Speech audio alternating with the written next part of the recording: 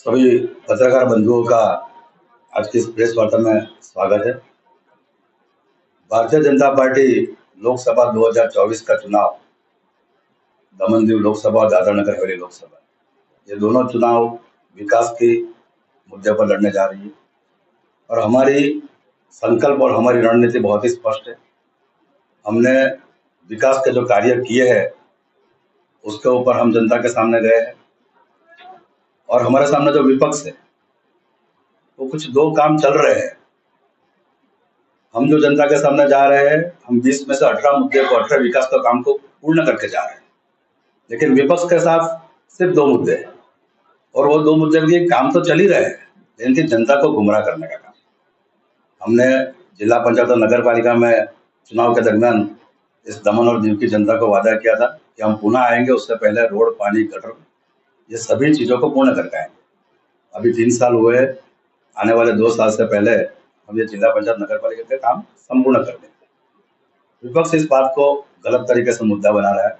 ये लोकसभा का चुनाव है, तो लोकसभा का चुनाव के चलते हुए हम जो जनता के सैद्धांतिक काम है, ऐसे सैद्धांतिक कामों का भी वादा हमने चुनावी का मैनिफेस्टो चुनावी ढंढारा में लिया है, वो आपके समक्ष में रखना चाहूंगा। जिस तरह विकास के काम बढ़े, लोगों की अपेक्षा भी बढ़ी है। ये जो अपेक्षा है, ये जनता की जन भावना और अपेक्षा को समझते हुए हमने कुछ निर्णय लिए हैं जो आने वाले 5 साल में लालू भाई के नेतृत्व में करेंगे। सबसे पहला है कि यहाँ के हमारे जो चुने हुए जनप्रतिनिधि है, जिला पंचायत, नगर पालिका और सरपंच, उनको जिस तरह गुजरात और महाराष्ट्र और अन्य भाजपा शासित राज्यों में जो अधिकार प्राप्त है, ऐसे सभी वहीवटी प्रशासनिक अधिकार प्राप्त कराएंगे ताकि वो जनता का काम सुविधापूर्वक करा सके। ग्रुप सी और डी की जो नियुक्तियां होती है, वो नियुक्ति का स्थानिकों के माध्यम से है। उस विषय पर हम कार्य कर रहे हैं और आने वाले दिनों में कार्य चालू हो जाएगा। जो यहाँ का मुख्य विषय काफी लंबे समय से तकनीकी कारण की वजह से अटका हुआ है कि बहुत सारे औद्योगिक एकम यहाँ पे है और औद्योगिक एकम ज्यादा होने की वजह से बहुत सारी चालियों का निर्माण भी हुआ है। तो ये सभी चालियों का सर्वे कराकर आने वाले दिनों में उन्हें एक अच्छे से कानून बनाकर, जिस तरह गुजरात में बनाया गया, उस तरह वो चालियों को भी नियमित किया जाएगा। काफी लंबे समय से यहाँ पे कंस्ट्रक्शन का जो व्यवसाय रहता है, वो बिल्डिंग के व्यवसाय में भी कुछ नए रूल्स आने की वजह से उनको कुछ दिक्कत का सामना करना पड़ता है। उस विषय को भी हमने ध्यान में लिया है और ऐसे कुछ हमारे ध्यान में आया है कि ऐसे कुछ बिल्डिंग्स है, उस बिल्डिंग्स का भी पुनः समीक्षा कर उसको भी किस तरह नियमित किया जाए, उसके ऊपर भी हम पूर्ण रूप से कार्य करेंगे। जो हमारा मछुआरे है, वो मछुआरे का वैट अभी लालू भाई ने मेहनत करके पुनः चालू करवाया, लेकिन पुनः चालू करने पर से पहले बीच में 14 और 18 महीना का वैट रह गया है। तो वो जो बाकी पड़ा हुआ वैट है, दमन में करीबन 150 बोट है और हमारे दीव के जो मछुआरे हैं उनके 1700 बोट है। तो ये सभी मछुआरों को, बोट मालिकों को उनका वैट रिफंड मिल जाए, वो भी हम पूर्ण रूप से पूर्ण करेंगे। आदिवासी भाई बहन हमारी यहाँ पे बड़ी संख्या में है। आदिवासियों का जो यहाँ पे भवन है, वो भवन का पुनः निर्माण करेंगे और आदिवासी कल्याण बोर्ड की भी नियुक्ति करेंगे। और इस आदिवासी कल्याण बोर्ड में जो चेयरमैन होगा, वो चेयरमैन भी आदिवासी हो और दमन दीव से हो, उस तरीके का प्रयास भी हम करने जा रहे हैं। तो ये हमारे आने वाले दिनों में महत्व के मुद्दे हैं। और सबसे महत्व का मुद्दा कि जो यहाँ का मुख्य व्यवसाय है, यहाँ का जो मुख्य व्यवसाय होटल, बार एंड रेस्टोरेंट, काफी लंबे समय से उनके रिन्यूअल्स 1 साल के हुआ करते थे और 1 साल के रिन्यूअल होने की वजह से बड़ा प्रोजेक्ट अगर लाना हो तो थोड़ी दिक्कतें भी रहती थी। तो इस बार हमने तय किया है कि आने वाले 5 साल में हम जो इनके रिन्यूअल्स का पीरियड 1 साल है, उनकी अवधि जो 1 साल की होती है, उसे बढ़ाकर 5 साल की कर देंगे ताकि उनको व्यवसाय करने में आसानी रहे, ईज ऑफ डूइंग के माध्यम से बड़े प्रोजेक्ट आ सके और रोजगार की तरफ बढ़े। जो यहाँ पे देवका बीच और जम्पोर बीच, जहाँ पे पुराने तरीके से यहाँ के स्थानीय लोग अपनी लारी लगाकर टूरिज्म का व्यवसाय करते, हमने यहाँ पे विश्व स्तरीय राम सेतु और नमोपथ का निर्माण किया है। अब जब हमने विश्व स्तरीय राम सेतु और नमोपथ का निर्माण किया तो हम विश्व स्तरीय स्टॉल देने जा रहे हैं और ये कार्य हमारा शुरू भी हो चुका है। हमने तय किया है कि हम 200 से ज्यादा लोगों को रोजगार देंगे।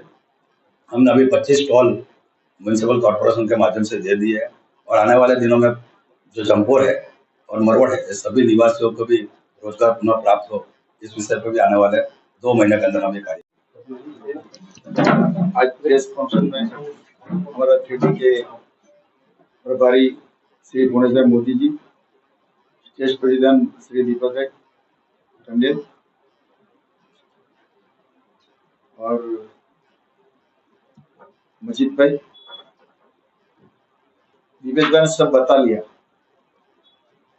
हमने चुनावी निर्णय में सब ले लिया, सब ये चीजें क्या करने का है, क्या करने जा रहे हैं और क्या कर रहे हैं। तो एक दमन दीव हमारा बहुत छोटा एरिया है, छोटा प्रदेश है, लेकिन यहाँ की लोकसभा दे दिया, ये बड़ी बात है हमारे लिए। और दमन दीव जाने के लिए पहले हम रोड से 15-15 घंटा लगता था, कई एक्सीडेंट होते थे, टाइम लगता था, बारिश में बहुत लगता था टाइम। तो हम लोग ने सब हमारे प्रधानमंत्री जी का आशीर्वाद से, मोदी साहब का आशीर्वाद से, यहाँ का प्रशासक, जिला पंचायत, नगर पालिका, लोकसभा, हमने सब ने मिल के एक हेलीकॉप्टर चालू करवाया। 50 मिनट में हम लोग चल जाते वहां दमन से दीव। सूरत से फ्लाइट चालू करवाया। पहले बहुत दिक्कत थी ब्रिज पुल की। 2009 से अभी तक हमने 10 से 11 ब्रिज चालू किया दमन दीव में, और भी करने का है। जमपर काले, कड़ैया कुल्लक, दी में वणकबरा कोटड़ा।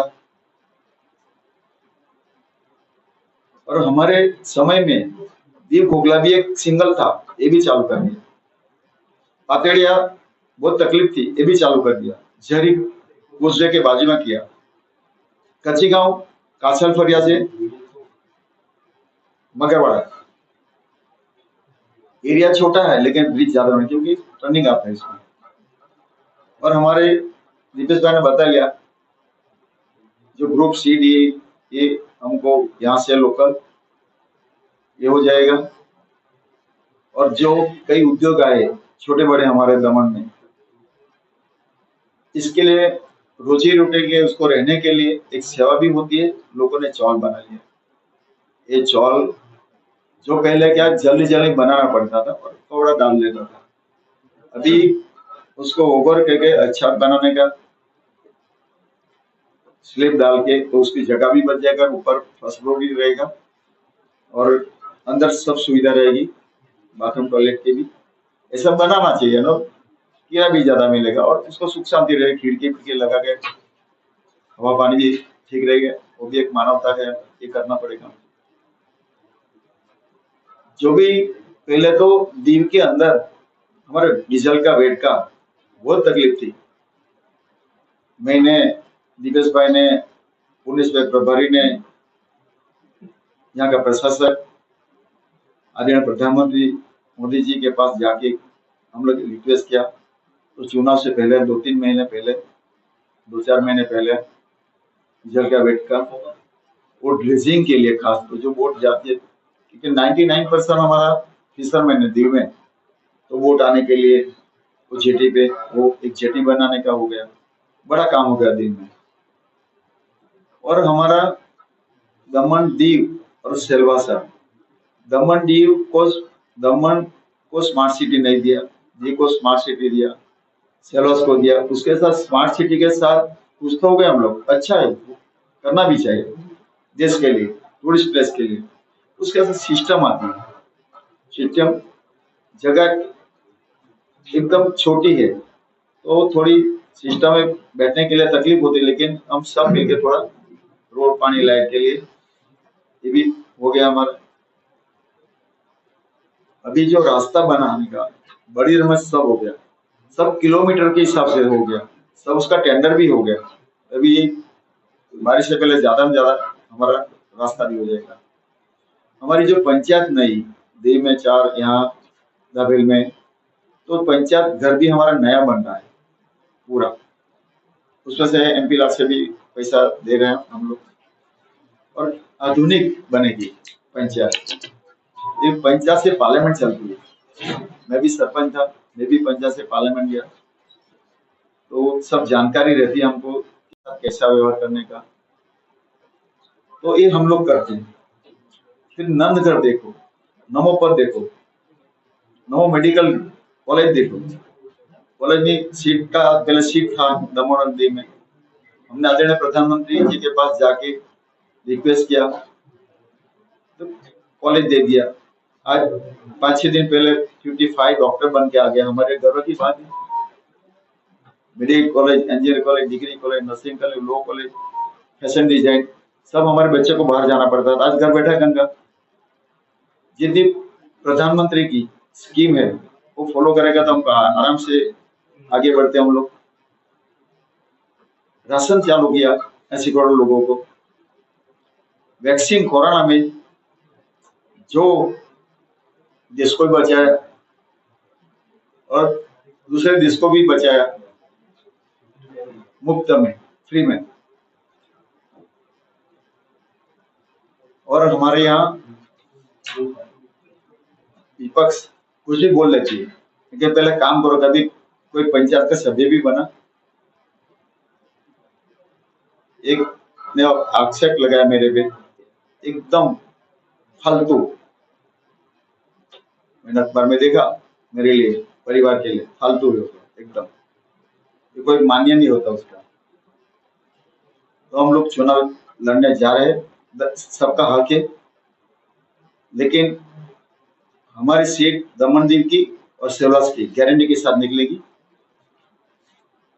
सबने मन बना लिया कि दिल्ली के अंदर प्रधानमंत्री के रूप में आदरणीय मोदी सर चाहिए हमको। उसका आशीर्वाद से हम यहाँ से सीट निकालेंगे आराम से। एक डेढ़ दो दिन रह गया हमारा। आज 5 तारीख, 6 और 7 को वोटिंग है। सब पब्लिक ने मन बना लिया। डोर टू डोर किया मैंने 30-35 दिन, 25 दिन दमन में और 10 दिन दीव में। और हमारी पूरी कार्यकर्ता संगठन, बूथ सब लगे, कोई चिंता का विषय नहीं है। हम आराम से सीट निकालेगा। और जो भी आज दमन दीव का पहले 14 के पहले भारत में भी पहचान नहीं थी, हमारे देश में भी। आज आदरणीय प्रधानमंत्री श्री नरेंद्र भाई का आशीर्वाद से, यहाँ का प्रशासक श्री, हमारा सबका साथ सबका विकास आज दुनिया के नक्शे में आ गया। हमारा दमन दीव में दादरा नगर हवेली, हमारा पहले दमन दीव और दादरा नगर बोला जाता था। अभी 3D होने के बाद दादरा नगर हवेली और दमन दीव। हमको आने वाले समय में हमको मिनी असेंबली मिलने वाली। आज भी काम हो रहा है, तब भी काम रहेगा। और छोटी छोटी समस्या है तो समाधान, एक जीवन में समाधान बड़ा हथियार है। बैठ के समाधान निकलेगा, ऑफिसर के साथ बैठ के हमारा रास्ता सब कुछ निकल जाएगा। भारत माता की। દીવ અને દમણ પ્રદેશ ના ભારતીય જનતા પાર્ટીના અધ્યક્ષ માનનીય શ્રી દીપેશભાઈ ટંડેલ, દીવ અને દમણ લોકસભાના અમારા 4થી વખતના ઉમેદવાર અને 3 વખતના સાંસદ, સંપૂર્ણ દીવ દમણમાં 21 મંડળના તમામ નાગરિકોનો જનસંપર્ક ડોર ટુ ડોર કરીને આજે જ્યારે ચૂંટણી પ્રચારનો છેલ્લો દિવસ અને આખરી મિનિટોમાં જ્યારે લાલુભાઈ આપણને જે વાત કરી છે અને ભવ્ય મતથી જીતવાના છે, ત્યારે કેટલીક સ્પષ્ટતા ફરીથી એક વખત દીવ દમણ દાદરા નગર હવેલીની જનતા સમક્ષ રજૂ કરું છું। સૌથી પહેલો મુદ્દો છે કે દાદરા નગર હવેલી, દીવ અને દમણ સંઘ પ્રદેશમાં જે ગેરકાયદેસર બાંધકામ જે છે, જેને કાયદામાં ગેરકાયદેસર બાંધકામ કહીએ છીએ, એવા ગેરકાયદેસર બાંધકામને નિયમિત કરવા માટે ગુજરાતની અંદર ઇમ્પેક્ટ ફીનો જે કાયદો લાવવામાં આવેલો, એ મુજબનો ઇમ્પેક્ટ ફીનો કાયદો આપણા સંઘ પ્રદેશમાં લાવવામાં આવશે જેને કારણે કોઈ પણ મકાન હવે તૂટતા હશે તો તે અટકશે. ખાસ કરીને એમાં ઔદ્યોગિક એકમમાં કામ કરતા ચાલીઓને નિયમિત કરવાનો ભારતીય જનતા પાર્ટી તરફથી જનતા જોગ આ સંદેશો આપના મારફત હું આપું છું. બીજો મુદ્દો જે છે કે દીવના ગોગલા વિસ્તારમાં 100 થી વધુ મકાનો તોડવાની નોટિસ જે આપવામાં આવી છે, ત્યાં એક પણ મકાન ન તૂટે એના માટે અમે જરૂરી કાર્યવાહી કરી છે અને મકાન તૂટવાના નથી એના માટે જે રોડ કાઢવાના છે એના માટે બીજી વૈકલ્પિક વ્યવસ્થાનો વિચાર કરી રહ્યા છે, જેને કારણે દીવના ગોગલા વિસ્તારમાં આવેલા 100 થી વધુ મકાનોના નાગરિકોને હું આજે અહીંયાથી ખાતરી અને અહીંયા દરપત આપું છું. ત્રીજી વાત કે દીવના બુચરવાડા હાલમાં 7.5 મીટરનો રોડ છે, જ્યાં એવી વાત છે કે હજુ બંને બાજુ એલાઇનમેન્ટ મૂકવામાં આવશે. આ જે વાત છે એને આપણે રદિયો આપીએ છીએ. આવું કોઈ પ્રકારનું એલાઇનમેન્ટ મૂકવામાં આવશે નહીં અને એવું એલાઇનમેન્ટ નહીં મૂકવા બદલ હું આ બુચરવાડાના જનતાને આ પ્રેસ કોન્ફરન્સના માધ્યમથી જણાવવા માંગુ છું કે આવું કોઈ પ્રકારનું રોડ એલાઇનમેન્ટ કરવાના નથી. જે મકાનો ને જમીનો જેનો કબજો ડિમોલેશન અથવા તો રોડ એલાઇનમેન્ટમાં જેનો ગયો હશે ભૂતકાળમાં, એને વળતર મળ્યું ન હોવાના જે કંઈ બી કેસો હશે એને બહુ ઝડપથી તમામને વળતર આપી દેવામાં આવશે. તે ઉપરાંત દીવ અને દમણમાં જ્યારે ટાઇટલનો પ્રશ્ન છે ત્યારે 7/12 અથવા તો 1/14 સી સરકાર થઈ ગયું હશે અને સ્થળ ઉપર 20 વર્ષથી વધુ સમયથી કબજો જે તે રહેણાંકના વસવાટ કરનાર નાગરિકોનો હશે.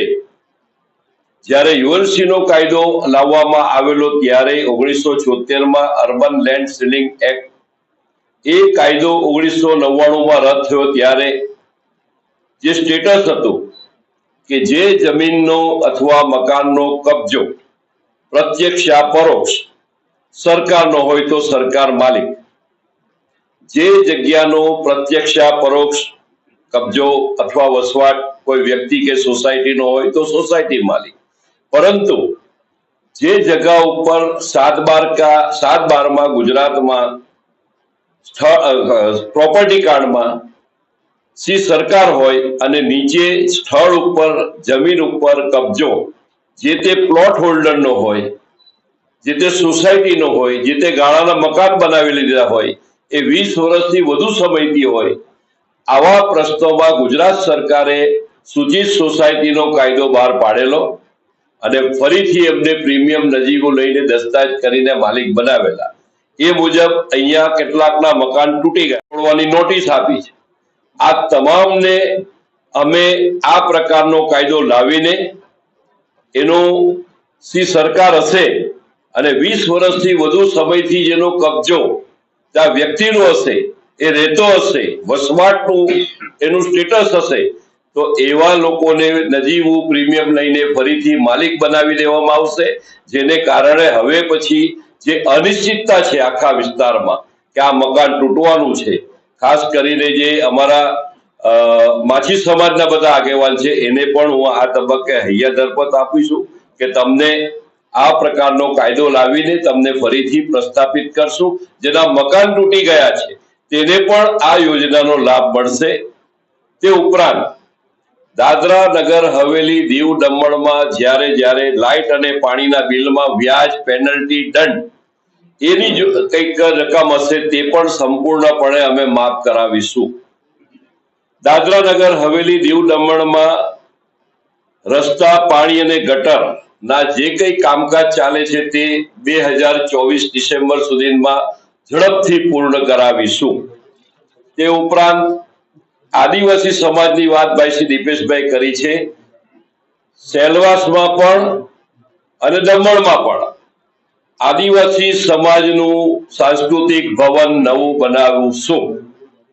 તે ઉપરાંત જ્યારે સી અને ડી કેટેગરીના ગ્રેડના સરકારી ખાસ કરીને કોન્ટ્રાક્ટ બેઝ ઉપર કરાર આધારિત જે કર્મચારીઓ જે છે, ડ્રાઈવર, પટાવાળા, પોલીસ, ક્લાર્ક વગેરે વગેરે આવી પોસ્ટોમાં જે નોકરીઓમાં સ્થાનિક યુવાનોને રોજગાર મળે એનું પણ પ્રાધાન્ય આપીશું અને એનો અમલ પણ કરાવીશું.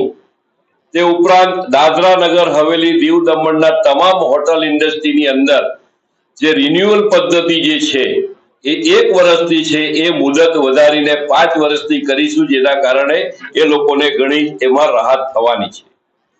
સંઘ પ્રદેશ સેલવાસ દાદરા નગર હવેલી માં જિલ્લા પંચાયત, નગરપાલિકા અને આપણી પંચાયત, ગ્રામ પંચાયત એટલે કે સેલવાસ નગરપાલિકા, દમણ નગરપાલિકા અને દીવ નગરપાલિકા, દીવ જિલ્લા પંચાયત, દમણ જિલ્લા પંચાયત અને સેલવાસ જિલ્લા પંચાયત અને ગ્રામ પંચાયત, આ બધામાં અત્યાર સુધી જે કઈ વહીવટી નિર્ણયો લેવાની સત્તા ન હતી, આ સત્તા, આ વહીવટી સત્તા આ તમામ નગરપાલિકા, જિલ્લા પંચાયત અને ગ્રામ પંચાયતને સોંપવામાં આવે તેવી ઉચ્ચ સ્તરે રજૂઆત કરીને એનો પણ મોટા પ્રમાણમાં અમલ કરાવીશું.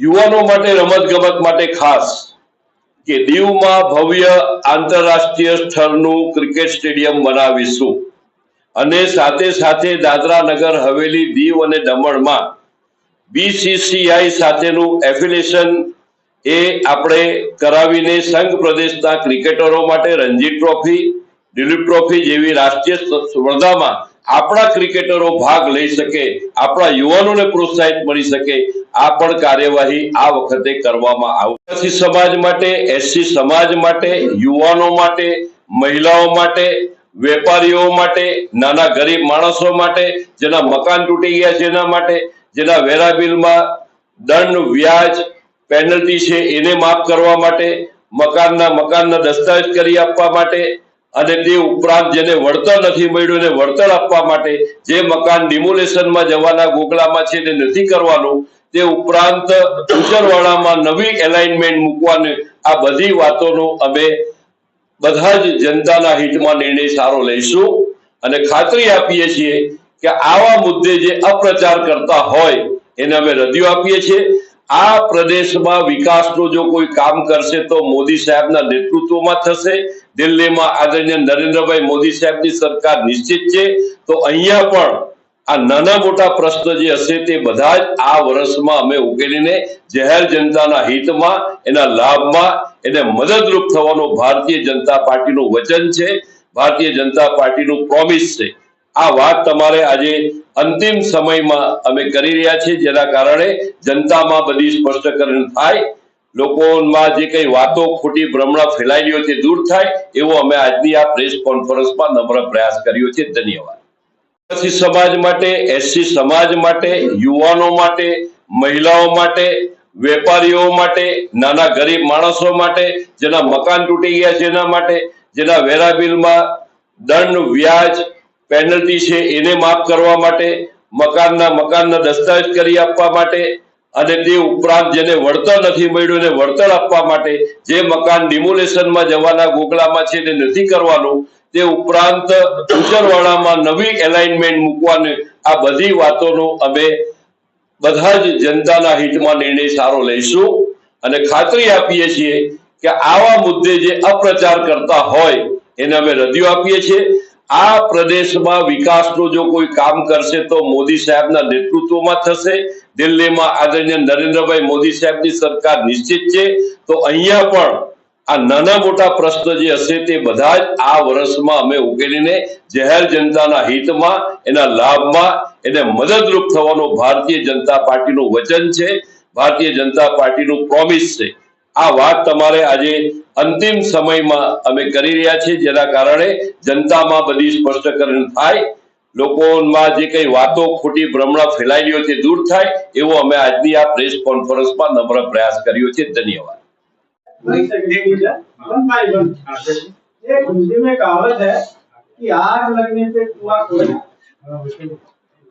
आग लगने पर कुआं खोदने का तात्पर्य है, आपने अभी कहा कि जिनके कब्जे में जमीन है 20 साल से गुजरात मॉडल के उसको यहाँ पे नियमित किया जाएगा। उसी मकान, उसी जमीन जो रहता है उसको कागज दिए जाएंगे। आपने कहा कि अगर सोसाइटी का कब्जा है तो सोसाइटी को उसको हक दिया जाएगा। आपको पता है मोदी साहब, पिछले 1.5 साल से सोसाइटियों को रजिस्ट्रेशन में मिलने वाली रियायत खत्म हो चुकी है। सोसाइटी के दस्तावेज सिर्फ 100 रुपए के स्टाम्प पेपर पे बनते थे, आज उसका 5% लागू कर दिया है। ये आपकी सरकार ने किया। मैं आपको बताना चाहूंगा, आप पिछले 6 महीने से इस संघ प्रदेश के प्रभारी हैं। ये आग लगने वाली कहावत आप पर सटीक बैठती है। क्यों नहीं 6 महीने पहले आपने ये प्रयास किया जिससे जनता को थोड़ा रिलीफ मिले? मैं 1 महीने से ये बात कर रहा हूं, पहले तो ये आपके ध्यान में आए। दूसरी बात, जब कोई कानूनी प्रक्रिया होता है तो कोई स्टेट का मॉडल का अभ्यास किया जाता है। तीसरी बात कि जब यूएलसी कायदा प्रवर्तमान 1976 में था, 1999 में उसको रद्द किया गया, तब का जो स्टेटस था वहां 7 बार, यहाँ 1/14। वहां जो लोग कब्जेदार थे, 20 साल से ज्यादा समय रह रहे थे, उनको फिर से मालिक बनाने का प्रयास जो है वो एक हमारा जब जो विधानसभा गुजरात में हमने 2017 में किया, तो ये जो कानूनी प्रक्रिया है वो आप उसे अगर दूसरी दृष्टिकोण से देखोगे तो नहीं हो पाएगा। कहां कहां पर देश में कौन सा कानून प्रवर्तमान है, स्टडी होगा, अभ्यास होगा, लेकिन ये स्कीम आने से यहाँ का जो 1/14 में जो कोई वेरिएशन था वो तो रह रहा है 20 साल से, 30 साल से, 40 साल से, 50 साल से। अब जबकि ये प्रश्न उठा है कि भाई 1/14 में आपका नाम नहीं है, वो टेक्निकल कारण होगा, लेकिन इन सभी टेक्निकल कारणों को कानूनी नियमबद्ध करने का कार्यवाही हम करेंगे। आपने बहुत से वादे किए। इन वादों में से कल होम मिनिस्टर साहब की जनसभा हुई, किसी पर भी कोई उनकी तरफ से वक्तव्य नहीं आया। ये जो पार्टी और संगठन का जो आपका ये वादा है, आपकी पार्टी के ऊपर आरोप है कि आप चुनावी जुमला बोल करके इससे जनता को कैसे राज देंगे, जनता कैसे भरोसा करेगी? आपको मालूम होना चाहिए कि हमारी सरकार जो कहती है वो करती है। हमने कितने भी ये संकल्प पत्र में इनमें से आधा से ऊपर की बात हमने स्पष्ट बताई है कि हम ये संकल्प पत्र के आधार पर जनता को आश्वस्त करना चाहेंगे कि काम हम करेंगे। ये प्रिय सांसद लालू भाई पटेल और प्रदेश अध्यक्ष दीपेश पंडेल साहब का नेतृत्व में फोटो है, उन्हें नाम है, कहीं जानबूझकर लालू भाई के साथ? वो तो आप जैसी सोच, ऐसी बात। लालू भाई का कहीं पे नाम नहीं। अरे भाई ये बात, लालू भाई का चाहिए था। अरे भाई जो मकान टूटे हैं तो सरकार में आएगी आपकी, तो क्या हमको मुआवजा दिया जाएगा? दमनजू श्रीवास ने मैंने बताया कि जो मुआवजा की बात नहीं है, जो मकान किस वजह से टूट रहे हैं पहले उसका पता करो। जो टेक्निकल हमारे साथ यहाँ पर हुआ, यानी कि 20, 30, 40 साल, 50 साल पहले 1/14 में उनका नाम किसी वजह से नहीं आया, समझ रहे हो ने, लेकिन वो 50 साल से रह रहा है। अब वो टेक्निकल कारण क्या है उस विषय में हम नहीं पढ़ना चाहते। जो 20, 30, 40 साल से जिनका अभी तो सी सरकार उनको दस्तावेज कर से फिर से मालिक बनाएगी। जिस तरह यूएलसी के कायदा में सूचित सोसाइटी में गुजरात सरकार ने किया, वही पैटर्न यही मॉडल पर हम यहाँ लागू करने जा रहे हैं।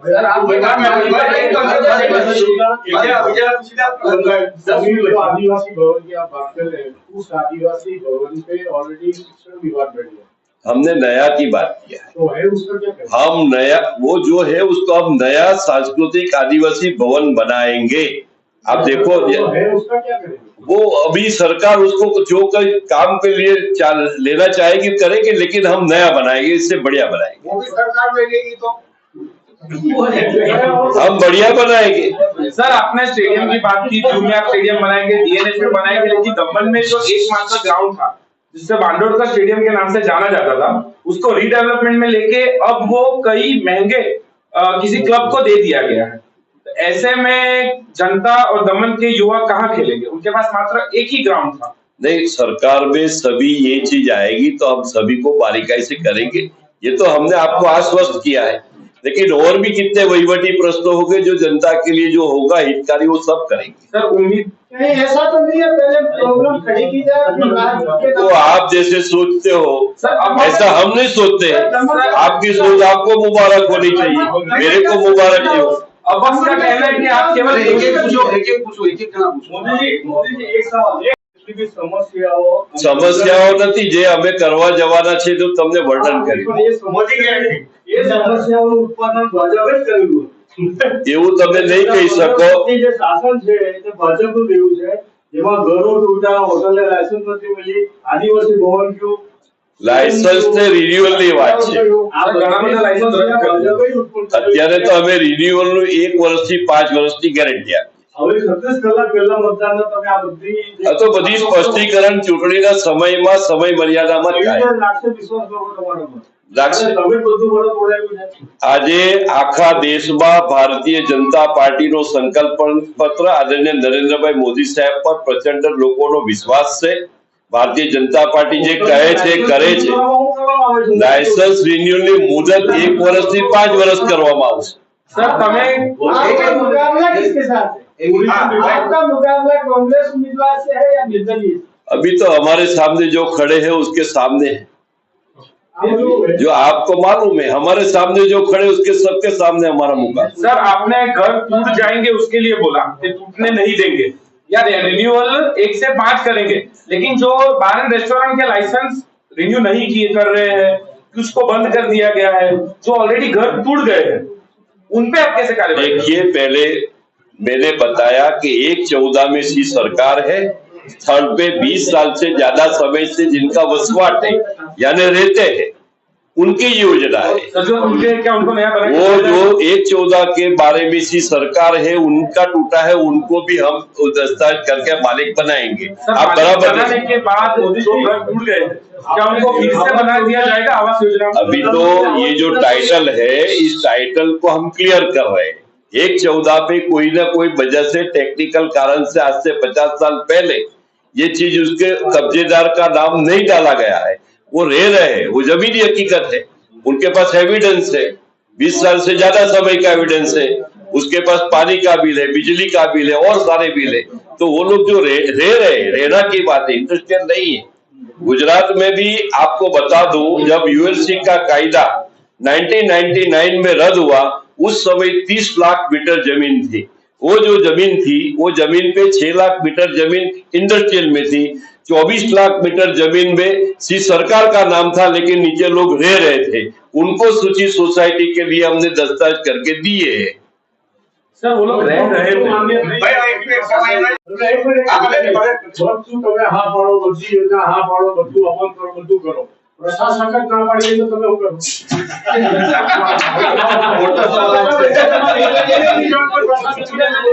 ભાઈ આ એક વસ્તુ આપણે બરાબર ધ્યાનમાં રાખીએ કે આદરણીય નરેન્દ્રભાઈ મોદી સાહેબની સરકાર છે, કેન્દ્ર શાસિત પ્રદેશ છે। આ પ્રદેશની અંદરનો વિકાસ, ડેવલપમેન્ટ, આ પ્રકારના જે કમિટમેન્ટ, આ પ્રકારની જે રણનીતિ, જે પ્રકારના લોકોના અમે કામ કરવા માંગીએ છીએ, એ ઉચ્ચ સ્તરની જે વાત કરી છે એ દિલ્હીમાં અમારી જ્યારે કેબિનેટ હશે, અમારા દિલ્હીમાં આદરણીય પ્રધાનમંત્રી હશે, એ ઉચ્ચ સ્તર પર રજૂઆત થઈને આ બધી યોજના કેવી રીતે લાગુ થશે એનું અમે કામ કરવાના છે। ચાલો આશા